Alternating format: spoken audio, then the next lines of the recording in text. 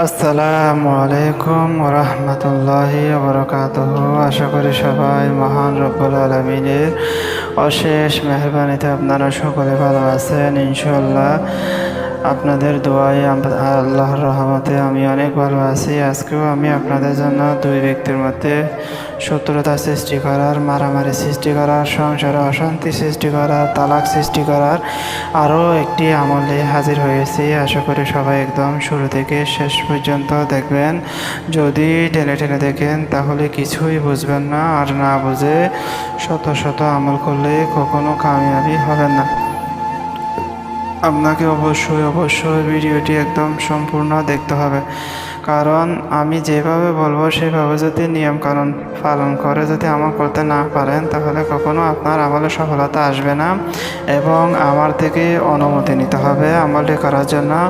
আমি আমার সেই সমস্ত ভাইদেরকে বোনদেরকে অনুমতি দিয়ে থাকবো, যারা ভিডিওটা একটি লাইক দেবে, চ্যানেলটি সাবস্ক্রাইব করবে, কমেন্টে আমি লিখে নিজের নাম লিখে দেবে। আল্লাহর কাছে আপনাদের জন্য অবশ্যই আমার অন্তরের অন্তঃস্থল থেকে দোয়া থাকবে, ভালোবাসা থাকবে। হে আল্লাহ, আমার এই সমস্ত ভাইদেরকে আপনি সফলতা দান করুন, আমিন। আমলটি শেয়ার করার পূর্বে আপনাদেরকে আরও কিছু গুরুত্বপূর্ণ কথা না বললে নয়। বর্তমান সময়ে আপনারা জানেন ফেসবুক এবং ইউটিউবের মধ্যে হাজার হাজার ভণ্ড কবিরাজ চেয়ে গেছে। তাদের দেখলে এবং কথা শুনলে মনে হবে তারা অনেক বড় হুজুর, মোল্লা, কবিরাজ, তান্ত্রিক ইত্যাদি, কিন্তু আদৌ তা তেমন না। তারা মানুষের কাছ থেকে হাজার হাজার লক্ষ লক্ষ টাকা হাতিয়ে নিয়ে মানুষকে ধোঁকা দিচ্ছে, প্রতারণা করতেছে। আল্লাহর ওয়াস্তে আপনাদেরকে একটা কথা বলে, এই সমস্ত ভণ্ড কবিরাজের কাছে না গিয়ে নিজের কাজ নিজেরা করুন। আল্লাহ অবশ্যই আপনাকে কামিয়াবি দান করবেন ইনশাআল্লাহ।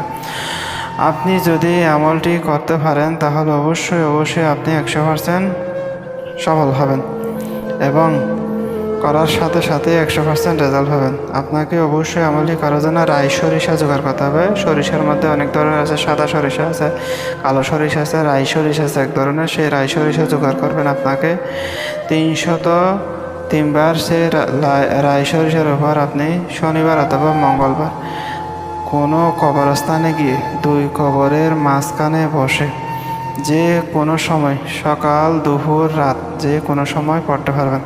303 বার সূরা লাহা পড়ে 303টা ফু দিবেন সেই রাই সরিষার উপরে।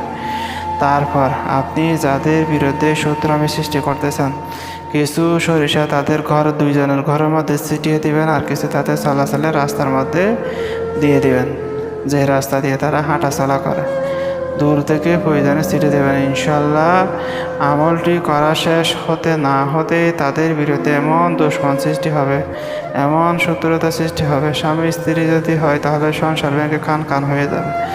যদি অন্য কেউ হয় তাহলে অবশ্যই এমনভাবে সরিষার মতো শত্রুতামি সৃষ্টি হবে, শত্রুতা গজায় উঠবে, কল্পনা করতে পারবেন না।